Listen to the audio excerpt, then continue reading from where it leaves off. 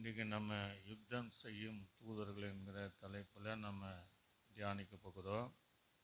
இருந்த வண்ணமாகவே கர்த்தர் நம்மோடு இடைப்படுவதற்காக நம்ம அப்படியே சோதனை பண்ணுவோம். சோதரன் சோதரன் சோதரன் சோதரன். அதனால் பணிவிடையும் செய்யும் தூதர்கள், பாதுகாக்கும் தூதர்கள் என்று நம்ம எத்தனையோ காரியங்களை தியானித்து வருகிறோம். இன்றைக்கு யுத்தம் செய்யும் தூதர்கள் என்று கர்த்தர் எங்களோடு கூட கேட்கிற யாவருக்கும் பிரயோஜனம் உண்டாக கர்த்தர் நீரே இடைப்படுவதற்காக சோதரன். எங்களால் அல்ல கர்த்தாவே, உம்மால் ஆகும். இயேசு கிறிஸ்துவின் நாமத்தில் ஜெபிக்கிற நல்ல பிதாவே, ஆமென். அல்லேலூயா. கர்த்தருடைய நாமம் மையப்படுவதாக. ஆதியாகமம் அந்த 24:7 படி தூதரை குறித்து நாம் பல வாரங்களாக நாம் தியானித்து வருகிறோம். இந்த யுத்தம் செய்யும் தூதர்கள் யாருக்காகனா, நமக்காக நம் சார்பிலே யுத்தம் செய்கிறவர்கள். தேவனுடைய பிள்ளைகளாய் எப்பொழுது நம்ம மாறினோமோ அன்று முதல் இந்த நாள் வரையும், ஆண்டுடைய வருகை வரையும் நமக்காக யுத்தம் செய்கிற தூதர்களை தேவன் நமக்கு வைத்திருக்கிறார். இயேசுவின் ரத்தத்தினால் கழுவப்பட்டு அவரால் நீதிமான்களாக்கப்பட்டு தேவனுடைய பார்வைக்கு நம்ம சுகந்த வாசனையாக இருக்கக்கூடிய தேவ பிள்ளைகளுக்கும், உண்மையாக இருக்கக்கூடிய தேவ பிள்ளைகளுக்கும், கர்த்தருடைய சமூகத்தில் காத்திருக்கிற ஜனங்களுக்கும், அவருடைய வசனத்தின் மேலே நடுங்குகிற வசனத்துக்கு நடுங்குகிற தேவ பிள்ளைகளுக்காக தேவன் யுத்தம் செய்யும் தூதர்களை கர்த்தர் நமக்காக வைத்திருக்கிறார். அல்லேலூயா. அந்த தூதர்கள் எப்படிப்பட்டவர்களாக இருப்பார்கள் என்றால், அவர்கள் இயேசு கிறிஸ்துவை போல பரிசுத்தம் உள்ளவர்கள். இயேசு யாருன்னா, அவர் ஒரு பரிசுத்தர். நான் பரிசுத்தனாக இருப்பதை போல நீங்கள் என்ன செய்யுங்க, எல்லாவற்றிலும் பரிசுத்தமாக இருங்க. நமக்கு அப்படி சொல்கிறார். பரிசுத்தமாக இருக்கிறவன் என்னென்ன செய்யணுமா, பரிசுத்தமாக இருக்கணும். அப்படி என்றால் அந்த பரிசுத்த தூதர்கள் அவங்க பரிசுத்தமாக ஜீவியம் செய்கிற தேவ பிள்ளைகளுக்கும் யுத்தம் செய்வதாக இருப்பாங்க. அந்த அவங்க குறித்து மார்க்கு 8 கடைசி வசனத்தில் வாசிக்கும் போது அங்கே என்ன சொல்கிறாருன்னா, கடைசி வரிகளை பரிசுத்த தூதர்களோடு வரும்போது வெட்கப்படுவார் என்று சொல்லப்படுகிறது. அப்படி வார்த்தை நிமித்தமாக முதல்லேருந்து வாசித்தான்னா, ஆதலால் விபச்சாரமும் பாவமுள்ள இந்த சந்ததியில் என்னை குறித்தும் என் வார்த்தைகளை குறித்தும் எவன் வெட்கப்படுகிறானோ அவனை குறித்து மனுஷகுமாரன் தமது பிதாவின் மகிமை புரிந்தனவராய் பரிசுத்த தூதர்களோடு வரும்போது வெட்கப்படுத்துவார் என்று எழுதப்பட்டிருக்கு. அப்போ இந்த யுத்தம் செய்கிற தூதர்கள் பரிசுத்தம் உள்ளவர்கள். அல்லேலூயா. அந்த பரிசுத்த தேவனுக்கு கீழ்ப்படிந்து அல்லது அவர் இடுகிற உத்தரவின்படியே பூமியில் வாழக்கூடிய பரிசுத்தவான்களுக்காக யுத்தம் செய்யக்கூடிய தூதர்கள். சில நேரங்களில் நம்முடைய கண்கள் பார்க்க சில யுத்தங்கள் நம்ம பார்க்கலாம். ஆனால் நமக்கு மறைமுகமாக சில யுத்தங்கள் நடக்கும். அது நமக்கே தெரியாது, நமக்கு ஒன்றும் தெரியாது. ஏன்னா மறைவான கண்ணிங்கிறார், மறைவான வலைகள், சுருக்கு, கயிறு, இப்படியெல்லாம் நம் வெட்டின குழி, நாம் விழுந்து போகக்கூடிய அப்படியே குழி வெட்டின இதெல்லாம் நம் கண்களுக்கு என்ன செய்யாது, தெரியாது. ஆனால் இப்படி நமக்கு மறைமுகமாக நமக்கு தெரியாத பல ஆபத்துகளை உண்டாக்கக்கூடிய செயல்களை செய்யக்கூடிய அந்த ஜனத்திற்கு, அதாவது நம் சார்பில் அவளோட யுத்தம் பண்ண சில நேரங்களில் தேவன் அந்த தூதர்களை அனுப்புவார். அல்லேலூயா. ஒருவேளை நமக்கு அது புரியாமல் இருக்கலாம், அதுதான் உண்மை. நம்ம ரொம்ப பாக்கியவான்கள் என்பதை நாம் அறிந்து கொள்ள வேண்டும். அவர்கள் பரிசுத்த தூதர்கள் என்று இங்கே சொல்லப்பட்டிருக்கிற காரியத்தை பார்க்க முடியும். இன்னும் இந்த யுத்தம் செய்யக்கூடிய தூதர்களை 103ஆம் சங்கீதத்தில் வாசிக்கும் போது 103ஆம் சங்கீதத்தில் 20ஆம் வசனத்தை வாசிக்கும் போது கர்த்தருடைய வார்த்தைகளை கேட்டு அவருடைய வசனத்தின்படி செய்கிற பலத்த சௌரியவான்களாகிய அவருடைய தூதர்களே அவரை சோதரி. அப்போ நல்ல நாம் தேவனுடைய வசனத்தை கேட்டு நடப்பதை போலவும் இந்த தூதர்கள் பாருங்க கர்த்தருடைய வார்த்தை கேட்டு அவருடைய வசனத்தின்படி செய்கிற பலத்த சௌரியர்களாகிய அந்த தூதர்கள் என்று வேதம் தெளிவாக சொல்கிறது. சொல்லலேலுயா. அப்போ அவங்களும் என்ன செய்கிறாங்கன்னா கர்த்தருடைய வசனத்தின்படி சொல்படி கீழ்ப்படுகிற செய்கிற அந்த தூதர்கள் தான் நமக்காக யுத்தம் செய்கிறார். யாருக்காக? தேவ வசனத்தை கேட்டு வசனத்தை கீழ்ப்படிந்து வசனத்தின்படி நடக்கிற அந்த நீதிமான்களுக்காக, அந்த பரிசுத்தவான்களுக்காக. அந்த தூதர்கள் நமக்கு அறியாமல் சில யுத்தங்கள் வரும்போது, எதிரிகள் யுத்தத்திற்காக அவர்கள் நம்மை சூழ்ந்து வரும்போது அந்த தூதர்கள் நமக்கே தெரியாம யுத்தம் செய்து நமக்கு ஜெயத்தை தந்து நம்மை பாதுகாப்பது தான் அவங்க சொல்படி செய்கிற தூதர்கள் என்று நம்ம பார்க்கிறோம். ஆக அவர்கள் நமக்காக யுத்தம் செய்வதற்காக தேவன் நம்மை அவரை சிருஷ்டித்திருக்கிறார் என்பதை நான் பார்க்க முடியும். எபிரேயர் நிருபத்தில் 1ஆம் வசனத்தில் வாசிக்கும் போது, எபிரேயர் நிருபத்தில் 1ஆம் அதிகாரம் அதில் 7ஆம் வசனத்தை நான் வாசிக்கும் போது அங்கே ஒரு வார்த்தை இப்படி சொல்லுவதை, காற்று அந்த தூதர்கள் வேகமாக செயல்படுகிறவர்கள். வேகமாக இருப்பார், சும்மா கிடையாது. யுத்தம்னா வேகமான யுத்தங்களை செய்யக்கூடிய எந்த காரியமானாலும் வேகமாக செய்யக்கூடியவர்கள் தான் தூதர்கள். எபிரேயர் 1:7 வாசிக்கும் போது, தேவ தூதரை குறித்தோ காற்றுகளாகவும் ஊழியக்கார அக்னி ஜுவாலியாகவும் செய்கிறார் என்று சொல்லியிருக்கிறது. காற்றுகளாக இருப்பார். தூதன் நினைச்சா அங்கே வேணாலும் பறந்து போடலாம். காற்றுன்னா வேகமாய் வீசக்கூடிய காற்று, வேகமாய் ஓடுகிற ஒட்டகம் அப்படி இருக்கு. இயேசு கிறிஸ்து பார்த்தீங்கன்னா வேகமாக வருகிற மேகத்தின் மேல் வந்தார் அப்படின்னு.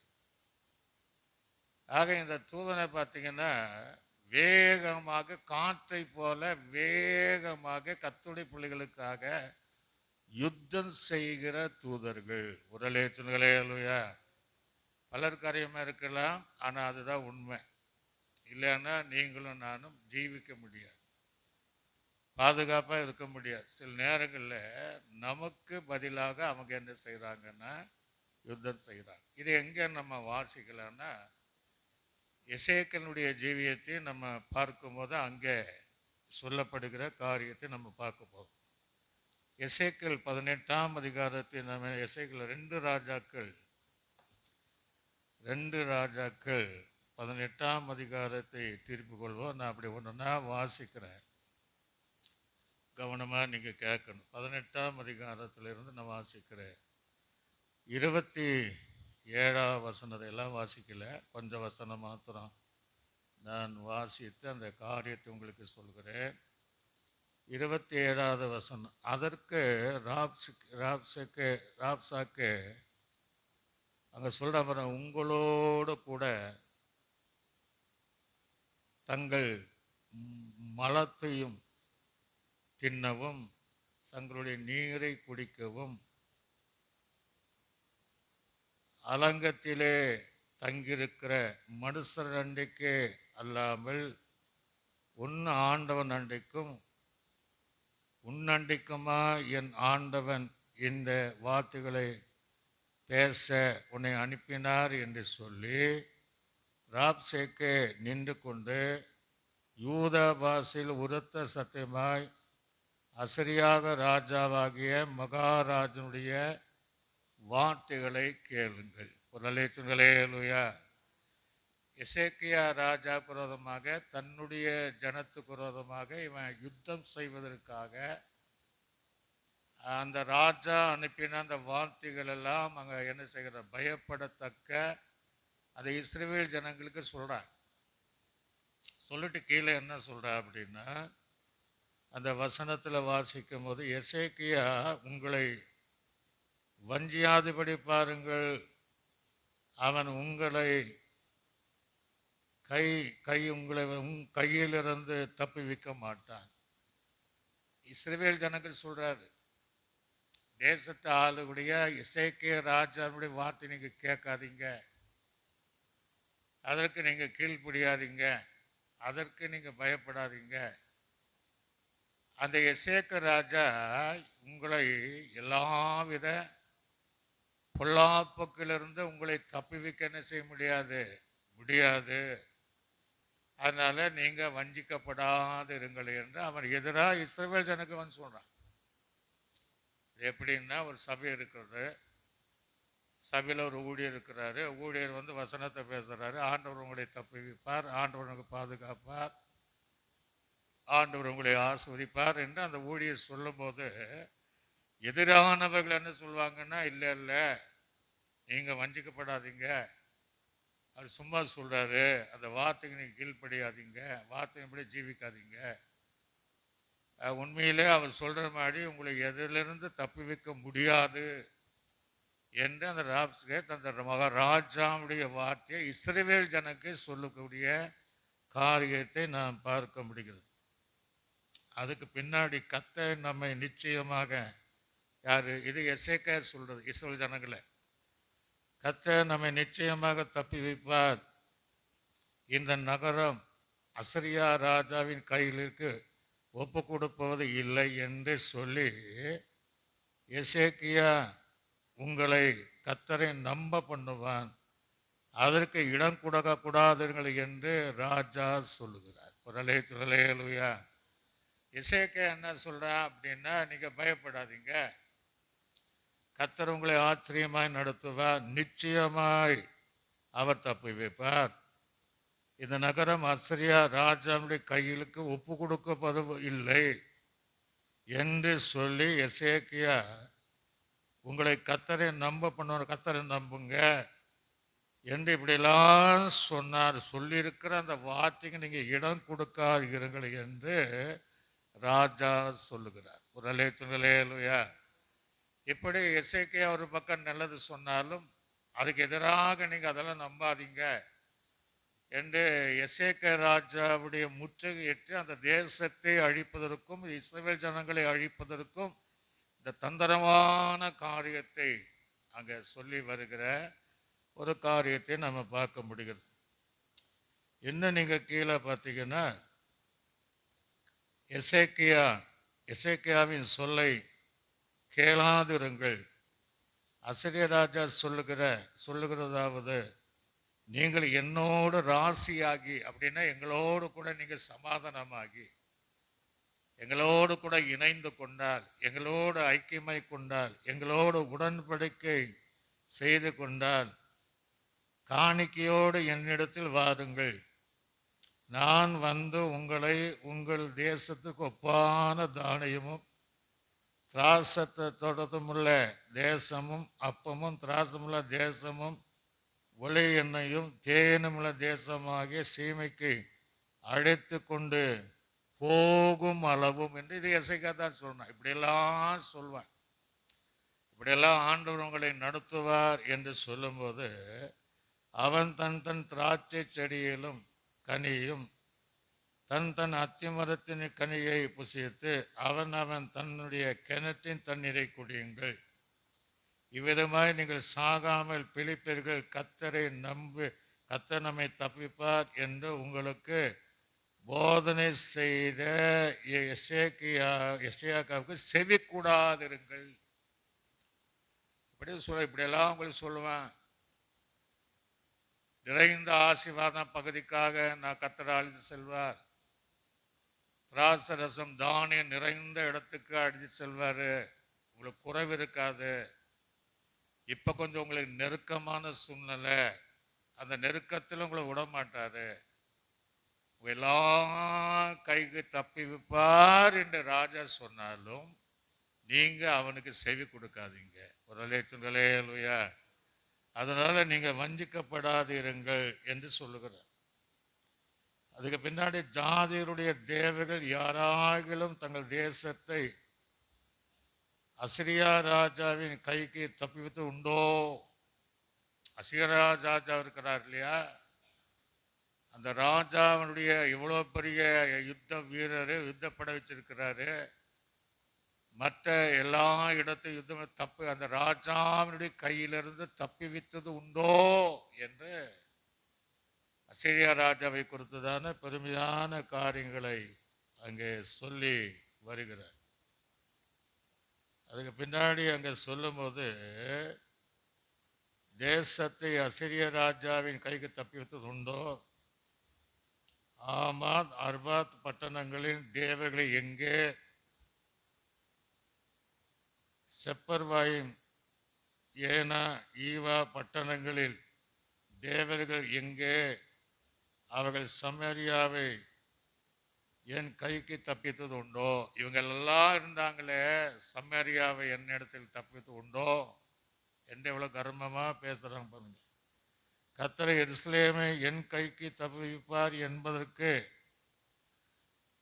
அந்த தேசங்களுடைய எல்லா தேவர்களுக்கும் தங்கள் தேசத்தை என் கைக்கும் தப்பிப்பவர் யார் என்கிறார் என்று சொன்னார். என் கைக்கு யாருமே தப்பிக்க முடியாது. நீங்கள் ஆராதிக்கிற தேவனானால், மற்ற தேசங்கள் இருக்கக்கூடிய தேவனானாலும் என் கைக்கு தப்பாதீங்க. அதனால ஏன் சொல்லப்படி கேளுங்க, எங்களோடு இணைஞ்சிருங்க.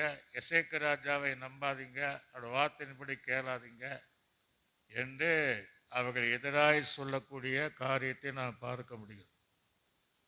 ஆனாலும் ஜனங்கள் அவருக்கு ஒரு வார்த்தையும் பிரத்யுத்தரமாக சொல்லாமல் மௌனமாக இருந்தார்கள்.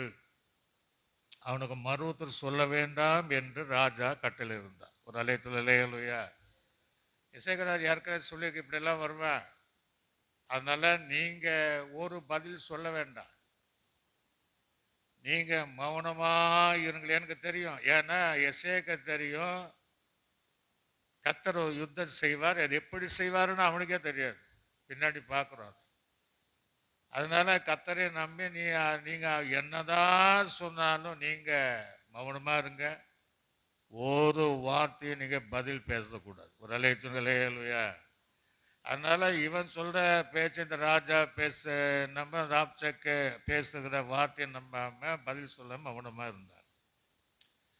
அதுக்கு பின்பு பார்த்தீங்கன்னா, அப்பொழுது லக்கியாவின் குமாரனாகிய எலியாக்கீம் என்னும் அரண்மனை விசாரிப்புக்காரனும் செப்னா என்னும் சம்பிரதிக்கும் ஆசாப்பின் குமாரனாகிய அங்கே யோவாக்கின் என்னும் கணக்கனும் வஸ்திரங்களை கிழித்து கொண்டு எசேக்கியாவின் இடத்திலிருந்து ராப்சேக்கின் வார்த்தைகளை அவனுக்கு தெரிவித்தார். ஒரு அலையா. இப்ப ராஜாக்கு தெரியாது, ஏற்கனவே ராஜா வெளிப்பாடு சொல்லியிருக்கிறார். இப்ப எல்லாரும் இப்படி எல்லாம் சொல்றாங்க என்று தங்கள் வஸ்திரத்துக்கு எடுத்து எசேக்கு ராஜாவுக்கு சொல்றாரு. இப்ப எசேக்கு ராஜா இப்ப என்ன சொல்ற அப்படிங்கறத பின்னாடி நீங்க பாத்தீங்கன்னா 19ஆம் அதிகாரத்துல 1ஆம் வசனம் முதல் 7ஆம் வசனம், ராஜாவாகிய எசேக்கியா அதை கேட்ட போது அவனு தன் வஸ்திரங்களை கிழித்து ரெட்டுடுத்து கொண்டு கர்த்தருடைய ஆலயத்துல பிரவேசித்தான். ஒரு அலையா. அப்ப அவன் ஏற்கனவே சொல்லியிருந்தாலும் மீண்டும் இப்படிலாம் சொல்றானே, எந்த தேவனாகிலும் எந்த தேவையில என் கைகளுக்கு தப்புவது உண்டோ என்று இப்படியெல்லாம் ஜனங்களை ஏமாற்றிருக்கிறானே என்று அந்த செய்தி கேட்கும் போது அவனும் வஸ்திரத்துக்கு தேவாலயத்துக்கு போறான். தேவாலயத்துக்கு போய் பார்த்தீங்கன்னா, அரண்மனை விசாரிப்புக்காரனாகிய எலியாக்கீமையும் சம்பிரதியாகிய செப்பனாவையும் ஆசாரியர்களின் மூப்பர்களையும் ஆமோத்தின் குமாரனாகிய ஏசையா என்னும் தீர்க்கதரிசனிடத்திற்கு ரெட்டுடுத்து கொண்டவளாக அனுப்பினார். நிலையலுயா. இப்போ என்ன சொல்றாருன்னா, இதுல இருந்து கர்த்தர் என்ன சொல்றாரு, இதுல அவங்க நமக்கு எதிராக வராங்க, ஒருவேளை நம்ம தேசத்தை முற்றுகையிடுவார்களோ அழித்து விடுவார்களோ, நம்ம கர்த்தரெல்லாம் நம்பிட்டு இருக்கிறோம். ஆக இது ஏசியாவின் தீர்க்கதரிசிகிட்ட போய் கர்த்தர் என்ன சொல்கிறார் அப்படின்னு விசாரிப்பதற்காக எல்லாத்தையும் அனுப்புறாங்க. அப்ப அந்த வசனம் சொல்லுகிறது, இவர்கள் அவளை நோக்கி, இந்த நாள் நெருக்கமும் கண்டிதமும் தூஷணமும் அனுபவிக்கிற நாள், பிள்ளை பெறும் நோக்கி இருக்கிறது, பெறவும் பலனில்லை. இஸ்ரவேலுக்கு அவ்வளோ பெரிய சோதனை, ஒரு நெருக்கமான சூழ்நிலை. அப்போ எவ்வளோ ஒரு பாடுகள் நடுவில் இருக்கிறாங்க. எசேக்கியா சொல்லி இல்லை கர்த்தர் நடத்துவா, தப்பி வைப்பார், ஆசீர்வதிப்பார், செழிப்பான இடத்துல கொண்டு போனாலும் அவங்க நம்பி இருக்கிறாங்க. ஆனாலும் அதுக்கு எதுவும் இல்லை இல்லை இல்லை ஒன்றும் பண்ண முடியாது என்ற இதை பயங்கரமான அந்த பிள்ளை பெரு நோக்கி இருக்கிறது, பெற என்ன செய்யல, பலன் இல்லை.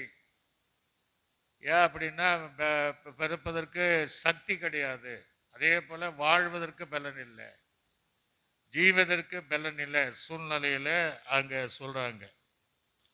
அதுக்கு பின்னாடி நீங்க பாத்தீங்கன்னா, ஜீவனுள்ள தேவனை நிந்திக்கும்படி அசிரிய ராஜாவாகிய தன் ஆண்டவனால் அனுப்பப்பட்ட ராப்சேக்கே சொன்ன வார்த்தைகள் எல்லாம் ஒரு தேவனாய் கர்த்தர் கேட்டிருக்கிறீர். ஒரு அலையா. ஆக இந்த வார்த்தைகளை யார் கேட்கிறாரு? நம்ம மாத்திரமல்ல, தேவன் கேட்கிறார் என்பதை அவர் சொல்லுகிறான். கேட்டிருக்கிறார். உமது தேவனாய் கர்த்தர் கேட்டிருக்கிற வார்த்தை நிமித்தம் தண்டனை செய்வார். யாருக்கு? அவனுக்கு. எப்படி செய்யறான்னு பின்னாடி பார்க்கணும். தண்டனை செய்வார். ஆக இன்னும் மீதியா இருக்கிறவர்களுக்காக விண்ணப்பம் செய்வீராக என்று எசேக்கியா சொல்ல சொன்னான் என்றார். யாருக்கு? தீர்க்கதரிசிக்கு. அப்போ எசேக்கியா ராஜாவுடைய ஊழியக்காரர் ஏசாயாவிடத்தில் வந்து சொன்னார்கள். அப்போது ஏசாயாவை நோக்கி, அசரியா ராஜாவின் ஊழியக்காரர்கள் என்னை தூசித்ததும் நீ கேட்டதுமான வார்த்தைகளினால பயப்படாதையும். ஒரு அலையா. அதுக்கெல்லாம் நீங்க பயப்பட ஏசியா மூலமா கர்த்தர் பேசுறார். ஏன்னா கர்த்தர் எல்லாத்தையும் அறிகிறார், தேவன் அறிகிறார். அதனால நீங்க பயப்படாதீங்க. இதோ அவன் ஒரு செய்தியை கேட்டு தன் தேசத்திற்கு திரும்பி போவான். உங்களை முற்றியெடுக்க வருவான், உங்களை அழிப்பதற்கு வருவான். ஆனால் ஒரு செய்தி கேட்டு மீண்டும் அவன் போயிடுவான். ஆண்டவர் எவ்வளவு தெளிவா பேசுறார். அவன் மீண்டும் அவன் தேசத்துக்கு திரும்புவதற்கான ஆவியை நான் அவனுக்கு அனுப்பி அவனை அவன் தேசத்தில் பட்டயத்தால் விட பண்ணுவேன் என்று கர்த்தர் உரைக்கிறார் என்பதை உன் ஆண்டவனிடத்தில் சொல் என்றார். ஒரு அலையா. சொல்லே, பயப்படாத. அந்த வார்த்தையெல்லாம் கேட்ட அவன் தன் வந்த இடத்துக்கு போவேன், அதற்குள்ளே ஒரு ஆவி அனுப்பி அவனை அனுப்பிடுவேன். அவன் தேசத்துல போய் பட்டயத்தினால் விழுந்து சாவான் அப்படின்னு எசேக்கியாவுக்கு சொல்லி அனுப்புறான். அப்ப என்ன நடந்தது அப்படின்னு நீங்க பார்த்தீங்கன்னா, அதே நீங்க 19ஆம் அதிகாரம் 35ஆம் வசனம் முதல் 37வது வசனம் வரையும் நம்ம வாசித்து பார்த்தீங்கன்னா, நான் வாசிக்கிறேன், கவனமா கேளுங்க. அன்று ராத்திரியில சம்பித்தது என்னவென்றால், எல்லாம் படுத்து தூங்கி இருக்கிறாங்க, ஒருவேளை பயந்து இருக்கிறாங்களான்னு தெரியல. ஆனா கர்த்தருடைய தூதன் புறப்பட்டு அசரியாவின் பாளையத்தில் 185,000 பேரை சங்கரித்தான். அதிகாலமே எழுந்திருக்கும் போது இதோ அவர்கள் எல்லாரும் செத்த பிரேதங்களாய் கிடந்தார்கள். ஒரு அலையா. எசேக்கியாவுக்காக, இஸ்ரவேல் ஜனங்களுக்காக ஒரு தூதனை, ஒரே ஒரு தூதனை அனுப்பியிருக்கிறார். அப்ப கர்த்தர் பாருங்க, தேவ பிள்ளைகளுக்காக, தேவ ஜனத்திற்காக எத்தனையோ பயமுறுத்தல் இருந்தாலும் ஒரே தூதன் தான் அனுப்பினார். எசேக்கு ராஜா இஸ்ரவேல் ஜனங்கள் விடியற் காலத்தில் அப்படியே எழுந்து பார்த்தா எல்லா இடமே அந்த அசிரியா ராஜாவுடைய ஜனத்துடைய அந்த பிணங்கள் தான் எல்லா இடத்துல குவிந்திருந்தது. அல்லேலூயா ஹல்லேலூயா. ஒன்னா ரெண்டா பேர் இல்லை, 1,85,000 பேர் ஒரு தூதனுடைய யுத்தத்தினாலே அழிந்து போனார்கள் என்பது பைபிளில் நல்லா தெரியும். 1,80,000 பேரை வெட்டணும் என்பது சாதாரண ஒரு காரியம் கிடையாது. 1,80,000 பேரை கொள்வது என்பது சாதாரண காரியம் கிடையாது. அது எத்தனையோ வருஷங்கள் ஆகும்.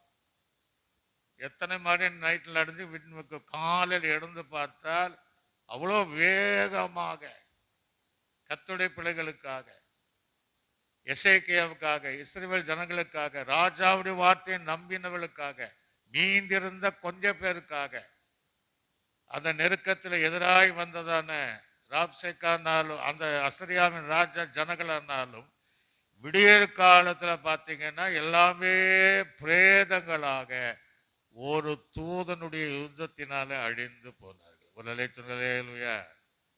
எசேக்கியாவுக்கு தெரியாது, இஸ்ரவேல் ஜனங்களுக்கு தெரியாது. ஆனா அவன் தூதனை கர்த்தரை அனுப்புவார்னா அவங்களுக்கு தெரியாது. இல்லைன்னா அவங்க சொல்லியிருப்பாங்க. ஏசியாவுக்கு தெரியாது. இல்லை கர்த்தர் உங்களை தூதனை அனுப்பானால் கர்த்தர் நமக்கு இதே போல தேவ பிள்ளைகள், எசேக்கு ராஜாவை போல இருக்கிற தேவ பிள்ளைகள், தேவ ஆலயத்துகள் பிரவேசித்து தஞ்சம் அடைகிற தேவ பிள்ளைகள், சரியான வார்த்தைகளை ஜனங்களிடத்துல போதிக்கிற தேவ பிள்ளைகளுக்கும் எதிராக எத்தனை யுத்தங்கள் வந்தாலும் ஒரே தூதன் போதும், அந்த தூதனை அத்தனை பேரையும் அழித்து விடுவார். அல்லேலூயா. அதுதான் 1,80,000 நினைச்சு பாருங்க, சாதாரண காரியமா? அந்த பட்டயம் எப்படி இருந்திருக்கும்? சாதாரணமா நம்ம வீட்டில் மரக்கறிகளை வெட்டக்கூடிய சில கத்திகள் வைத்திருப்போம். 2-3 மாசம் ஆனா மறுபடியும் காய்கறி வெட்ட முடியல. மீண்டும் ஒரு வேலை நம்ம அறம் போடுறோம், அல்ல யாராவது வந்தா மீண்டும் ஸ்டார்ட் பண்றோம். இறைச்சி கடையில் பாருங்க, ஒரு கத்திய 10 ஆடு அவனால வெட்ட முடியாது, மீண்டும் அவன் ஸ்டார்ட் பாக்கிட்டே இருப்பான். ஆனா இங்க ஒரே பட்டயம்தான், அந்த தூதனுடைய ஒரே காரியம்தான் 1,80,000 பேரை அது அழித்தது. ஒரு ஹல்லேலூயா. அதான் தாவீது சொல்லும் போது விதமா சொல்ற, ஆச்சரியமா இருக்கு. என்னை சுற்றி வருகிற 10,000 பேருக்கு நான் என்ன செய்ய மாட்டேன், பயப்பட மாட்டேங்கிறேன். அவனுக்கெல்லாம் தெரியுது என்னை சுற்றி எத்தனை பேர் வந்தாலும் நான் பயப்பட மாட்டேன்.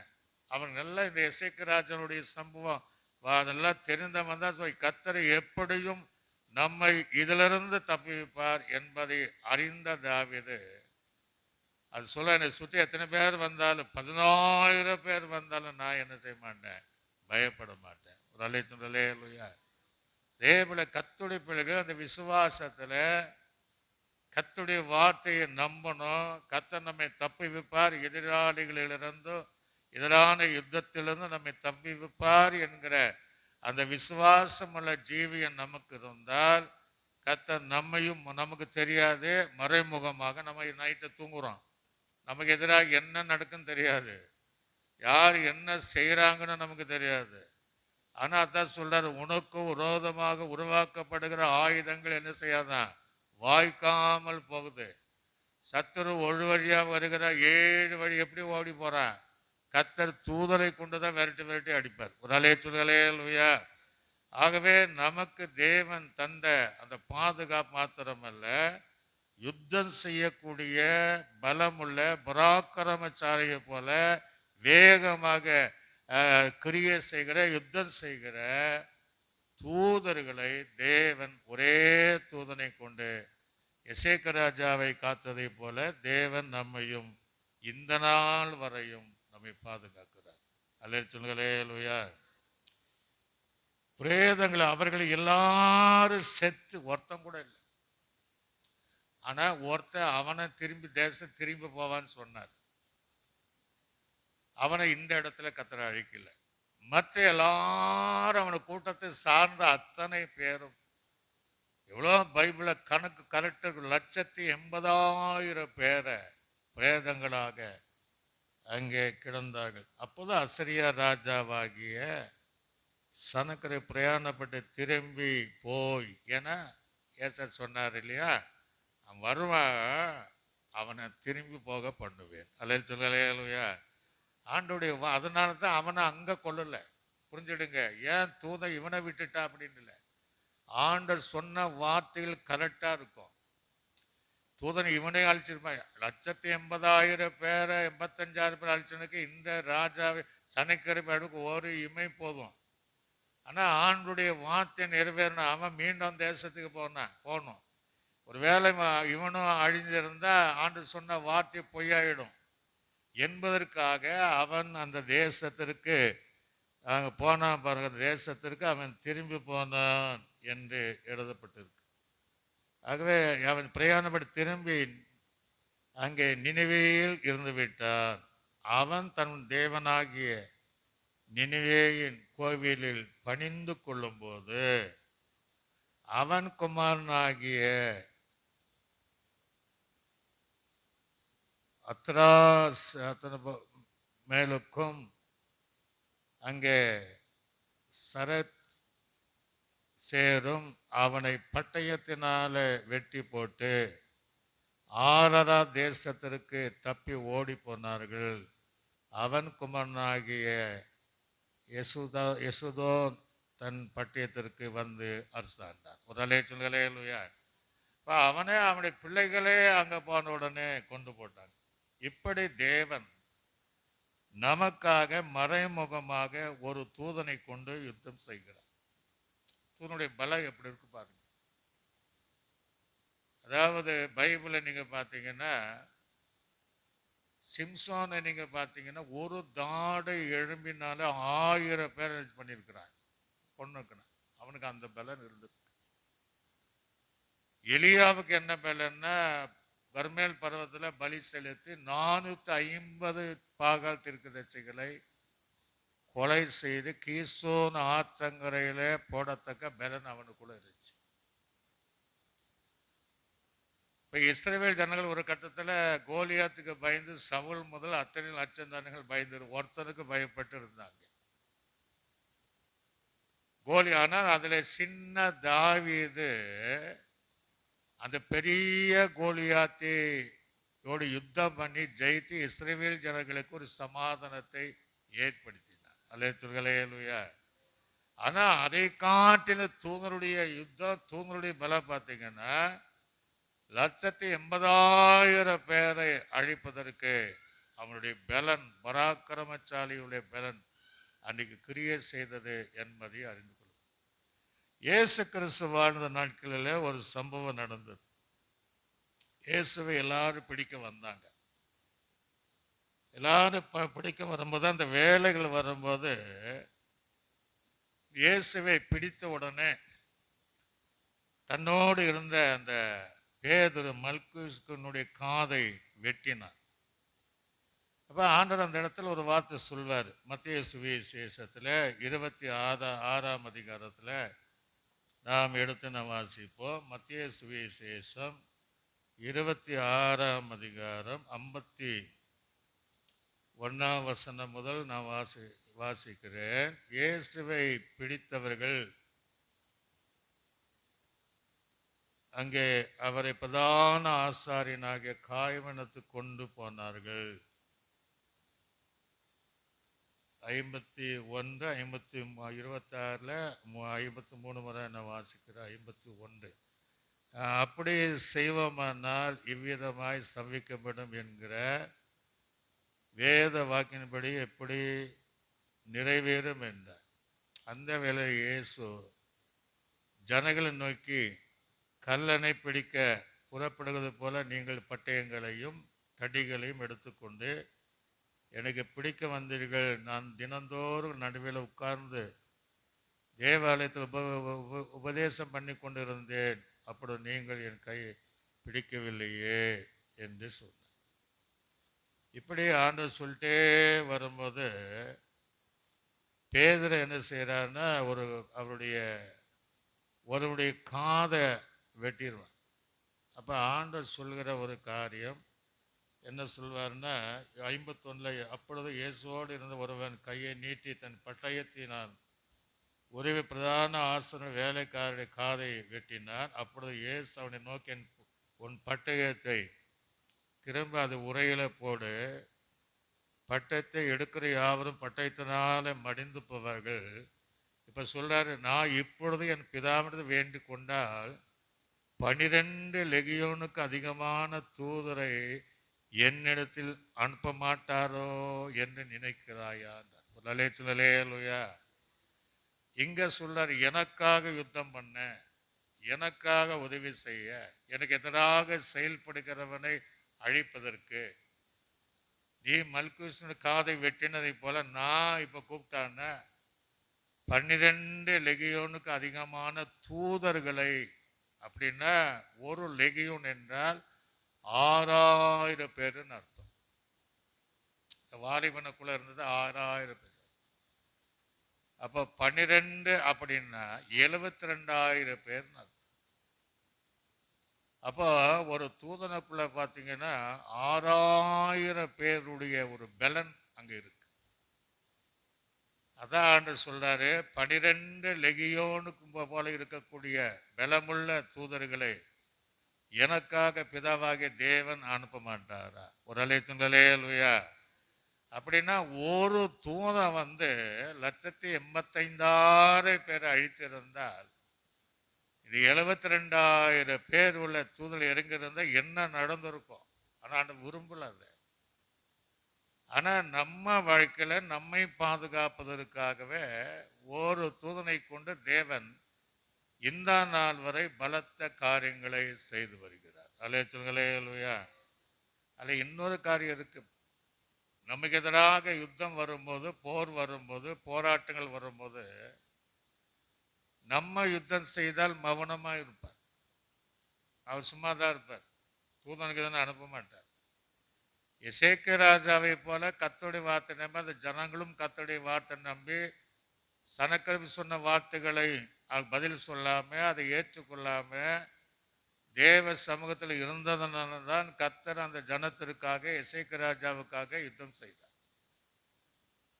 அப்ப நம்ம அப்படி இருந்தாதான் அவர் செய்வார், தவிர அப்படி இல்லைன்னா யுத்தம் செய்ய மாட்டார்.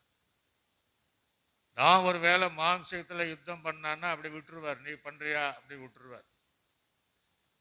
ஊழியத்தினுடைய அனுபவங்கள் பல அனுபவங்கள். நான் ஒரு இடத்துல ஊழியம் செய்யும் போது ஒரு ரட்சிக்கப்பட்ட ஜனத்துக்கு விரோதமாக பக்கத்து வீட்டில் பயங்கர பிரச்சனை. அவங்க ஜாம் பண்ண விடுறதில்லை, எப்போ பார்த்தாலும் சண்டை, கெட்ட வார்த்தை பேசுறது, இதெல்லாம் நிறைய நடந்திருக்கு. ஆனால் என்கிட்ட சொல்லலை. அப்புறம் ஒரு நாள் சொன்னாங்க, நான் போகும்போது அவங்க சத்தப்பட்டு இருந்தார். அப்போ அவங்க சொன்னாங்க, இவங்களும் சத்தப்பட்டு இருந்தாங்க. அப்போ இதே பாஸ்டர் எங்களால் தூங்க முடியல, ஜெபம் பண்ண முடியல, இப்படியே எப்போ பார்த்தாலும் சண்டை. அப்போ நான் சொன்னேன், அவங்க பேசும்போது நீங்களும் ஆமாம் எப்படி சும்மா இருக்க அப்படின்னாங்க. அதனால் நான் சொன்னேன், நீங்கள் அப்படி செய்வதனால கர்த்தர் யுத்தம் செய்ய மாட்டார். நீங்கள் இன்னைக்கு ஒரு தீர்மானம் பண்ணுங்க. நீங்கள் எப்போ அவங்க என்னமா திட்டினாலும் நீங்கள் மௌனமாய் தேவ சமூகத்தில் இருந்து நீங்கள் தோத்திரம் பண்ணுங்க, நீங்கள் ஜெபம் பண்ணுங்க. கர்த்தர் உங்களுக்கு யுத்தம் செய்வார். ஒரு சொல்லலே இல்லையா? அடுத்த தடவை நான் விசிட்டிங் போன பார்த்தீங்கன்னா அந்த வீட்டையே காலி பண்ணி அவங்க ஓடி இருக்கிறான். மணிக்கு அவங்களுக்கெல்லாம் பிரச்சனை. அவங்களுக்கே தெரியாது எப்படி வீட்டில் பிரச்சனை வந்தது என்று தெரியாமல், பாஸ்டர் நீங்கள் சொன்ன மாதிரி செஞ்சால் அந்த இடத்துல ஆள் கிடையாது. அவங்களுக்குள்ளே பயங்கர அடிதடி ஆகி கணவன் மனைவிக்குள்ள பிரச்சனை ஆகி அவளை விட்டு போய் இவரு எங்கேயோ போயிட்டார் பாஸ்டர், அந்த வீட்டில் யாரும் இல்லைன்னா. ஒரு அலைச்சுங்களே இல்லையா? அது யார் அந்த யுத்தம் செய்தது அப்படின்னா ஏதோ ஒரு தூதனை கர்த்தர் அனுப்புவார். அப்ப நம்ம சும்மா இருந்தால் மாத்திரம்தான். நாம் யுத்தம் செய்தால் எந்த காலம் வரையும் நடக்காது. ஆண்டு நீ பாக்குறியா பார்த்துக்க அப்படிம்பார். அதனால நமக்காக யுத்தம் செய்யக்கூடிய தூதர்களை 1,85,000 பேர் அழிக்கக்கூடிய ஒரு தூதனை நமக்காக, அந்த மாதிரி தூதரை போல எத்தனையோ தூதர்களை தேவன் நமக்காக வைத்திருக்கிறார். குரலை சொல்களே இல்லையா? அதனாலதான் நம்ம யுத்தம் செய்யக்கூடிய தூதர்கள் என்று நாம் பார்த்தோம். இந்த வசனத்தை எடுக்க நேரம் இல்லை. வெளிப்படுத்துகிற விசேஷத்துல நீங்க பார்த்தீங்கன்னா 1000 வருட அரசாட்சிக்கு முன்பாகும் ஒரு யுத்தம் வரும். தள்ளப்பட்ட தூதனோடும் அது இயேசுவோடும் பரிசுத்தவான்களோடும் இப்போது தேவன் பின்ன இருக்கிற பரிசுத்த தூதலோடு யுத்தம் வரும். பயங்கரமான யுத்தங்கள் வரும். அந்த யுத்தத்தில் ஜெயித்த பின்னாடி ஒரே ஒரு தூதன், அங்கேயும் ஒரு தூதன் தான் சொல்லப்பட்டது. அந்த தூதன் என்ன செய்கிறான்னா, பெரிய சங்கிலியை வானத்திலிருந்து இறங்கி வர கண்டே. அவ வானத்திலிருந்து அந்த சங்கிலியை பிடிச்சிட்டு கொண்டு வருவான். அந்த சங்கிலியை பிடித்திருக்கிற அந்த மனுஷனை பார்க்கும்போது அவங்க 20ஆம் அதிகாரம் 1ஆம் வசனம், ஒரு தூதன் பாதாளத்தின் தெருவுக்குள்ளே பெரிய சங்கிலிகளையும் தன் கையிலே பிடித்து கொண்டு வானத்திலிருந்து இறங்கி வர கண்டேன். தள்ளப்பட்ட தூதனுடைய எண்ணிக்கை எவ்வளவு இருக்கும்?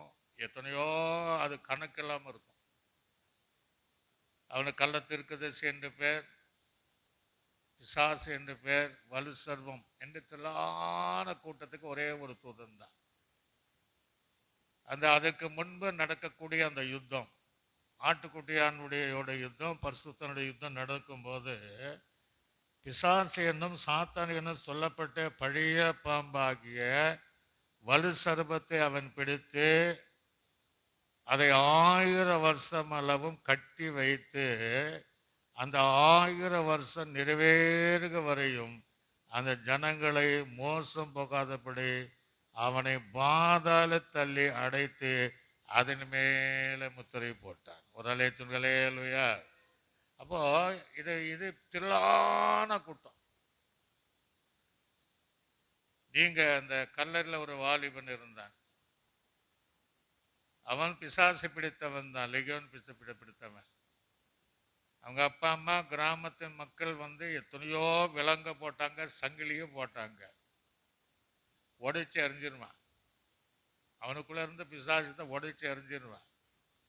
ஆனா இங்கே தூதனால ஒரே சங்கிலினால கட்டப்பட்ட இவனால அந்த சங்கிலியை உடைக்க முடியாது. ஒரு லேத்துலையா அதை சாதாரண பல உடைச்சிருவான்.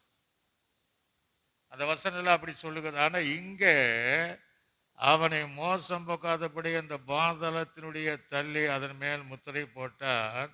அதற்கு பின்பு அது கொஞ்ச காலம் விடுதலையாக வேண்டும். கொஞ்ச காலம் என்ன செய்யணுமா? அது விடுதலையாக வேண்டும். அன்றியும் அவருடைய சிங்காசனத்தை கண்டேன், அவைகள் மேல் உட்கார்ந்து இருக்கிறவர் நியாயத்திருக்கும்படி அவளுக்கு அதிகாரம் அளிக்கப்பட்டது. இயேசுவை பற்றிய சாட்சி நிமித்தம், தேவனுடைய வசனத்து நிமித்தம் சிரசேத பண்ணப்பட்டவருடைய ஆத்துமாக்களையும் மிருகத்தையாவது சொர்பத்தையாவது வணங்காமலும் தங்கள் நெற்றியிலும் தங்கள் கைகள் அதன் முத்திரை தரித்து கொள்ளாமல் இருக்கிறவர்களை கண்டேன். அவர்கள் உயர்த்து கிறிஸ்துவோடு கூட 1000 வருஷம் அரசாண்டார்கள். ஒரு அலையா? இயேசு தூதன் மாத்திரமல்ல, இயேசுவும் நமக்காக யுத்தம் செய்வார். நமக்காக யுத்தம் செய்வார். அப்போ நம்ம எவ்வளோ ஒரு பாக்கியவான்கள். அற்பமாய் இருக்கிற நம்மை எவ்வளோ ஆண்டவர் சேப்பார் நமக்கு வைக்கிறார். இங்க 1000 வருஷம் அச்சாட்சியில அவர்கள் 1000 வருஷம் ஆழ்வார்கள். மரணமடைந்த மற்றவர்கள் அந்த 1000 வருஷம் முடியளவும் உயிரடைவது இல்லை. இதுவே முதலாவது உயிர்த்தெழுதல். முதலாவது உயிர்த்தலுக்கு பங்குள்ளவனும் பாக்கியவானும் பரிசுத்தமானும் இருக்கிறார். இவள் மேல 2ஆம் மரணத்துக்கு அதிகாரம் இல்லை. இவர்கள் தேவனுக்கும் கிறிஸ்துவுக்கும் முன்பாக ஆசாரியரமாக இருந்து அவரோடு கூட 1000 வருட ஆளுகை அரசாள்வார்கள். இந்த தூதனை, அந்த கள்ளத்திற்கு திசைய, அந்த வலு சர்பத்தை, அந்த பிசாச அந்த ஒரு தூதனால் கட்டின பின்பு அதுக்கு மேல அந்த அதிகாரத்தை பார்த்தீங்கன்னா அந்த யுத்தங்கள் நடக்கும். அந்த யுத்தத்திற்கு பின்புதான் இந்த சம்பவங்களா நடந்து கட்டின 1000 வருஷம் இந்த பூமியில அரசாள்வார்கள்.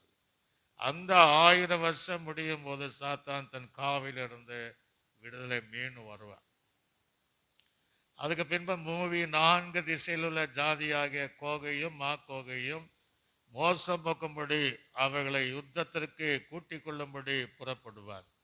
அவருடைய தொகை கடற்கரை மண்டலத்துணையா இருக்குமா. அவர்கள் பூமி எங்கும் பரம்பி பரிசுத்தமானுடைய பாலத்தையும் பிரியமான நகரத்தையும் வளைத்து கொண்டார்கள். அப்பொழுது தேவனால வானத்திலிருந்து அக்னி இறங்கி அவளை பட்சித்து போட்டது. மேலும் அவளை மோசம் போக்கின பிசாசானவன் மிருகமும் கள்ளதரிசிகளும் இருக்கிற இடமாகிய அக்னியும் கந்தகமான கடலில் தள்ளப்பட்டான். அவளை இரவும் பகலும் அவர்கள் வாதிக்கப்பட்டார்கள். அல்லேலூயா. இதான் கடைசி யுத்தம். அதில் அந்த பரிசுத்த தூதல் இருப்பாங்க, இயேசு கிறிஸ்து இருப்பார், பரிசுத்தவான்கள் இருப்பார். அவங்கெல்லாம் செய்கிற யுத்தம்தான் அந்த யுத்தம். அந்த யுத்தத்தில் தேவன் நமக்கு இந்த தூதர்களை கொண்டு மாத்திரமல்ல, அந்த யுத்தம் செய்து நமக்கு பூமியில 1000 வருட காலம் அதுவும் நமக்கு மிகுந்த ஆசீர்வாதத்தையும் அந்த ஆளுகையும் தேவன் நமக்காக தருகிறவராக இருக்கிறார். அல்லேலூயா. அதனால்தான் இஸ்ரவேல் ஜனங்களுக்கு சொல்லும் போது யுத்தத்தை கண்டு அவங்களுக்கு பயம்.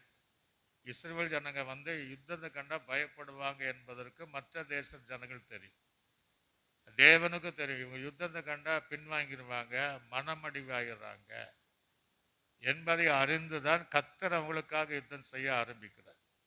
யாத்திரையாங்க புஸ்தகத்தில் வாசிக்கும் போது 14ஆம் அதிகாரம் 14ஆம் வசனத்தில் வாசிக்கும் போது 14ஆம் அதிகாரம் அதில் 14ஆவது வசனத்தை வாசித்து பார்க்கும்போது என்ன சொல்றாருன்னா, கர்த்தர் உங்களுக்காக யுத்தம் பண்ணுவார், நீங்க சும்மா இருப்பீர்கள் என்று கர்த்தர் அங்க சொல்லுகிற காரியத்தை அப்ப தூதனும் நமக்கு என்ன செய்வார், அனுப்பி யுத்தம் செய்வார். கர்த்தரும் நமக்காக யுத்தங்களை செய்வார் என்பதை அறியணும். ஏன் அப்படின்னா 13ஆம் அதிகாரம் 13ஆம் அதிகாரத்தில் 17ஆம் வசனத்தில் வாசிக்கும் போது 13:17 நாம் வாசிக்கும் போது இஸ்ரவேல் ஜனங்க யுத்தத்தை கண்டால் பயப்படுவார்கள். பார்வோன் ஜனங்களை போகவிட்டால் ஜனங்கள் யுத்தத்தை கண்டால் மனமடைந்து எகிப்தி திரும்புவார்கள் என்று சொல்லி பெலிஸ்தருடைய தேசம் வழியாய் போவது சமீபமானாலும் தேவன் அவளை அந்த வழியாய் நடத்தாமல் சுற்றி நடக்க செய்தார். இன்னைக்கு அநேக யுத்தம்னால பயம்தான். ஆனா யுத்தத்திற்கு நாம் பயப்படக்கூடாது.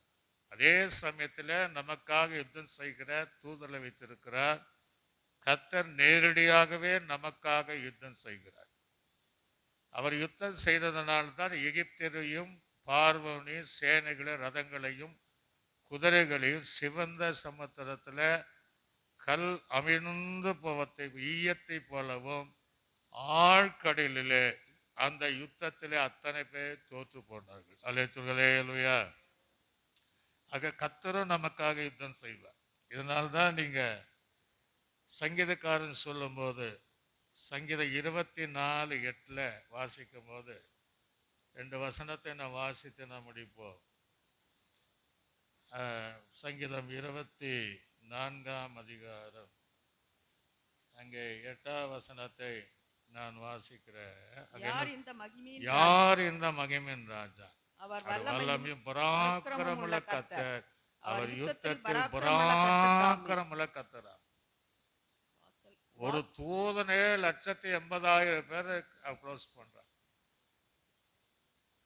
ஒரு தூதனே கள்ளத்திற்கதர்ச்சியும் பிசாசியும் வலுசர்பத்தையும் சங்கிலி கட்டி பூமியில பாதாளத்தை தள்ளி வைக்கிறான். அதை காட்டில் இயேசு யுத்தம் செய்தால் அவருடைய பராக்கிரம் எப்படி இருக்கும்? அவன் நாசின் சுவாசத்தினாலே எல்லாம் தழிச்சிருவார். ஆக அந்த தேவன் இஸ்ரவேல் ஜனங்களுக்காக யுத்தம் செய்ததை போல உங்களுக்காக எனக்காக தூதனை கொண்டு மாத்திரமல்ல, சில நேரம் அவரே நேரடியாக வந்து நமக்காக அவர் யுத்தம் செய்வார். அல்லேலூயா. சத்தமாக சொல்லுங்களேலூயா. அதனால் சொல்றேன், அவர் யுத்தத்தில் பராக்கிரம் உள்ளவர், அவர் யுத்தத்தில் வல்லவர் என்று வேதம் தெளிவாக சொல்கிறது. அதனால சங்கீதக்காரன் நீங்க என்ன, தாவீதனுடைய வாழ்க்கையில் தாவீதை போல யாரும் யுத்தம் செய்ய முடியாது. ஆனா அதே தாவீது ஒரு ஒரு காலகட்டத்தில் யுத்தத்திற்காக கர்த்தரை சார்ந்து இருந்தார். சில நேரங்களில் நம்ம கர்த்தரை சார்ந்து நம்ம ஆவிக்குரிய யுத்தம் செய்கிறோம். போன வாரம் மாதிரி மாம்சத்தோடும் இரத்தத்தோடும் நமக்கு எல்லா துரைத்தனத்தோடும் வானமுட பொல்லாத ஆவிகளோடும் போராட்டம் இருக்கு. அப்ப நம்ம யுத்தம் செய்யணும், அது வேற. அதற்காக நம்ம பந்தயத்தில் இருக்கிறோம். ஆனா அதே நேரங்களிலும் தேவன் நமக்காக யுத்தம் செய்கிறார் என்பதை நாம் அறிய வேண்டும். சங்கீதம் 35ஆம் சங்கீதத்தை திருப்பிக் கொள்ளுங்க. சில வசனங்கள் வாசித்து நம்ம இன்னைக்கு அதை முடிச்சிடுறோம். சங்கீதம் 35 வாசிக்கும் போது தாவீது சொல்ற, நீர் கர்த்தாவே, நீர் என் வழக்காளியோடு வழக்காடி என்னோடு கூட யுத்தம் பண்ணுகளோடு யுத்தம் பண்ணுங்கிறார். தாவீது பல இடங்களில் யுத்தம் செய்தவன் தான், அவன் யுத்த வீரன் தான். ஆனா சில நேரங்களில் நான் பண்ணல, நீங்க பண்ணுங்கிறான். அவனுக்கு நல்லா தெரியுது, சில நேரம் நம்ம பண்ண நம்ம தோற்று போயிடுவோம். அதனால என்னோட யுத்தம் பண்ணுகிற ஜனங்கள் நிறைய பேர் இருக்கிறாங்க. யுத்தம் கத்துடுது என்று வேதம் சொல்லுகிறபடி இயேசு நமக்காக யுத்தம் செய்வார் என்று பாடின வண்ணமாக தாவீது சொல்ல, என்னோடு யுத்தம் பண்ணுகிறவளோடு கூட, ஒருத்தன் ஒருமையை சொல்லல, நீர் எனக்காக அவர்களோடு யுத்தம் பண்ணும். உடலே சொன்னங்களே இல்லையா? கர்த்தர் நமக்காக அந்த யுத்தம் செய்வோம். நம்ம அப்படிதான் இருக்கணும். ஆண்டவரே, எனக்கு எதிராக யுத்தம் செய்கிறவர்கள், எனக்கு எதிராக வழக்காடுகிறவர்கள், என்னோடு போராடுகிறவர்கள் எல்லாரும் இருக்காங்க. நம்ம ஜபத்தில் நம்ம யுத்தம் செய்தாலும் எனக்காக என்னோடு கூட யுத்தம் செய்வதற்காக ஒரு தூதனை அனுப்பி, அல்லது நீரே நேரடியாக வந்து எனக்காக யுத்தம் செய்யணும், அவர் யுத்தம் செய்வார். அல்லேலூயா இல்லையா? அவர் யுத்தம் செஞ்சிட்டான்னா ஒருத்தர் நிற்க முடியாது. ஒரு அல்லேலூயா. ஒரு நல்ல நினைச்சடிக்க, உதாரணமா ஒருத்தருக்கும் சண்டை அடிக்கடி நடக்குதுன்னா அது பூமியில இருக்கிற வரைக்கும் அந்த சண்டைக்கு ஓய்வே இருக்காது. இவங்க ஒரு நாள் சண்டை போட்டான்னா அவங்க இன்னொரு நாள் சண்டை போடுவாங்க. அதே சமயத்தில் நம்ம மௌனமா இருந்தால் கர்த்தர் யுத்தம் செஞ்சா அவங்களுக்கு தெரியாது, கர்த்தரோடு அவங்க யுத்தம் பண்ண முடியாது, அது அதோடு முடிந்து விடும். ஆகவே நம்ம கர்த்தருடைய யுத்தத்துக்கு சார்ந்து தாவீதை போல தூதர்களை யுத்தத்திற்காக நம்ம வைத்திருக்கிறார் என்பதை உணர்ந்து சில நேரங்களிலே அதை நாடுவோம் என்றால் தூதனை கொண்டும் அவரே நேரடியாக களத்தில் இறங்கி நமக்காக யுத்தம் செய்வார். அல்லேலூயா. ரெண்டாவது சொல்ற, நீர் கேடகத்தையும் பரிசையும் பிடித்து எனக்காக ஒத்தாசையாக எழுந்து நில்லுங்க. யுத்தத்திற்கு எழுந்து நில்லுங்க. ஏன் அப்படின்னா, என்னை துன்பப்படுத்தர்களோடு கூட எதிர்த்து நின்று, அவர் சொல்றாரு, ஈட்டியை ஓங்கி அவளை மறித்து நான் ரட்சிப்பேன் ஆத்துமாவுக்கு சொல்லணும். நீங்க சொல்லணும், நீங்க யுத்தம் செய்யணும். ஏன்னா என் பிராணனை வாங்க தேடுகிறவர்கள் வெட்கப்பட்டு கலங்குவார்களாக, எனக்கு தீங்கு செய்ய நினைக்கிறவர்கள் நாணமடைவர்களாக, அவளை காற்று முகத்தில் பரடிக்கும் பதரை போல அவர்கள், கர்த்தருடைய தூதன் அவளை துரத்துவன். எல்லாம் அங்கதான் சொல்றேன். கர்த்தரையும் வைக்கிறார், தூதனையும் வைக்கிறார். ஏற்கனவே நம்ம பார்த்தோம். காற்று அந்த பறப்பதை போல அவங்க ஓடிடணும், கர்த்தருடைய தூதன் அவங்களுக்கு துரத்தணும் அப்படின்னு அவங்க எழுதுகிறார். அவருடைய வழி இருளும் சறுக்குளுமாய் இருப்பதாக, கர்த்தருடைய தூதன் அவளை பின்தொடர்வானாக அப்படின்னு. ஆக இயேசு கிறிஸ்து நமக்காகவும் யுத்தம் செய்வார். சில நேரங்களில் தூதனை அனுப்பி யுத்தம் செய்வார். இதை அறிந்து உணர்ந்து நம்ம யுத்தத்துக்கு இடம் கொடுக்காம, ஆண்டவரே நீர் எனக்காக, எசேக்கியா ராஜாவுக்காக ஒரு தூதன் அனுப்பினீங்களே, அப்படி அனுப்பி மோசம் போகிற பிசாசை ஒரு தூதனால அனுப்பி கட்டினீங்களே, எனக்கு எதிராக போராடுகிற அத்தனை கிரைகளையும் நீங்க தூதன் அனுப்பி கட்டுங்கன்னா கர்த்தரை இன்றைக்கும் செய்கிறவராக இருக்கிறார். அல்லேலூயா. அப்படியே கண்களை மூடினவளாக தேவ சமூகத்தில் ஒப்பு கொடுத்து. ஆனால் எசேக்கியா ராஜாவை போல உண்மை உள்ளவளாக இருக்கணும். எசேக்கியா ராஜாவுக்கு செவி கொடுத்த இஸ்ரவேல் ஜனங்களைப் போல இருக்கணும். எசேக்கியா ராஜா எதை சொன்னாரோ அதை தான் இஸ்ரவேல் ஜனங்கள் செய்தார்கள். பதில் பேசாதீங்க, நீங்க மௌனமா இருங்க, அவன் என்னென்ன சொன்னாலும் அதை நம்பாம எசேக்கியா ராஜாவை நம்பினதுனால தான் ஏசியா தீர்க்கதரிசியின் மூலமாக நல்ல வார்த்தைகளை சொல்லி ஒரு இரவிலே ஒரே தூதனை அனுப்பி 180,000 பேரை அழித்து எசேக்கியாவையும் அந்த இஸ்ரவேல் ஜனங்களையும் பாதுகாத்த தேவன். அப்படி இஸ்ரவேல் ஜனங்களுக்காக யுத்தம் செய்து இஸ்ரவேல் ஜனங்களையும் பாதுகாத்த தேவன். 1000 வருட வருஷத்துக்கு முன்பாகவும் அதற்கு பின்பாக 2 யுத்தங்களை செய்த தேவன். நம்மை அற்புதமாக நம்மை நடத்துகிற தேவன். ஆக யுத்தம் நம்முடைய அல்ல, கர்த்தருடைய யுத்தம். நீங்க சும்மா இருங்க. யோசுபாத்துடைய நாட்களில் தான் நடந்து. யோசுபாத்தை நான் அறிந்து கொண்டான். எதிராக 2 தேசங்கள் 3 தேசங்கள் அவனுக்கு எதிராக யுத்தத்துக்கு படையெடுத்து வருகிறது. தேவ சமத்தில் அமர்ந்து உபவாசித்து சோத்திர பண்ணார். நடந்த காரிய எதிரிகள் தங்களுக்குள்ளாக விட்டுண்டு மடிந்து போனார்களா. எப்படியும் ஆண்டவரால் யுத்தம் செய்ய முடியும். ஆகவே கர்த்தர் நமக்காக தீர்மானம் பண்ணுங்க. ஆண்டவரே, நான் எங்களுடைய ஊழியருடைய வார்த்தைகளை கேட்கிறோம், சத்திய வார்த்தைகளை கேட்கிறோம். புறமான கிரிகளுக்கு நாங்கள் இடம் கொடுக்காம, புறமான ஆலோசனைக்கு இடம் கொடுக்காம, நாங்கள் தேவ சமூகத்தில் பயந்து பல நெருக்கங்கள் இருந்தாலும் சகித்து இருக்கும் போது ஒரே இரவில் எசேக்கியா ராஜாவுக்கு ஜனங்களுக்கு தூதனால யுத்தம் செய்த எதிராய் ஜனங்களை அழித்த தேவன். இஸ்ரவேல் ஜனங்களுக்காக யுத்தம் செய்த தேவன். தாவீதுக்காக யுத்தம் செய்த தேவன். ஓட ஓட ஓட துரைத்தின தூதனை கொண்டு தேவன் செய்ததை போல கடைசி நாட்கள் நடக்கிற யுத்தத்தை போல எங்க வாழ்க்கையில யுத்தம் செய்யுங்க என்று கேட்கிற தேவ பிள்ளை, உன் குடும்பத்துக்கு எதிராக, உனக்கு எதிராக, உன் முன்னேற்றத்துக்கு எதிராக போராடுகிற யுத்தம் செய்கிற புறமான கிரியைகளை இன்று இரவிலே ஒரு தூதனை அனுப்பி தேவன் அவைகளை முறியடிக்க அவர் வல்லவராய் இருக்கிறார். அவரும் நேரடியாக களத்தில் இறங்க உங்களுக்காக யுத்தம் செய்கிற தேவன்.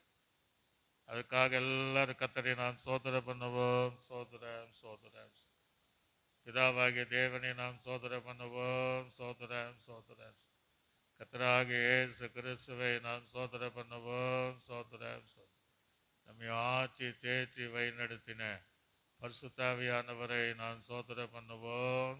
நல்ல ஆண்டவரே, நன்றி செலுத்துகிறோம். இந்த நல்ல நேரத்திற்காய் சோதரம். எத்தனையோ தூதர்களை குறித்து நாங்கள் தியானித்தோம். இன்றைக்கும் யுத்தம் செய்யக்கூடிய தூதர்கள் எசேக்கியா ராஜாவுடைய இஸ்ரவேல் ஜனங்களுக்காக யுத்தம் செய்ததை போல எங்களுக்கு மறைமுகமாக ஏற்படுகிற எல்லா யுத்தம் செய்து வரீங்க. அதே போல நீங்களும் நேரடியாக நீர் களத்தில் இருங்க எங்களுக்காக இந்த நாள் வரை யுத்தம் செய்தீங்க. இனியும் நீங்க யுத்தம் செய்ய போறீங்க. ஆக தாவீதை போல நாங்களும் என்னோடு யுத்தம் பண்ணுகளோடு நீங்க யுத்தம் பண்ணுங்க என்று நாங்கள் அர்ப்பணித்து நாங்கள் ஜெபிக்க தேவன் எங்களுக்காக இழந்து நின்று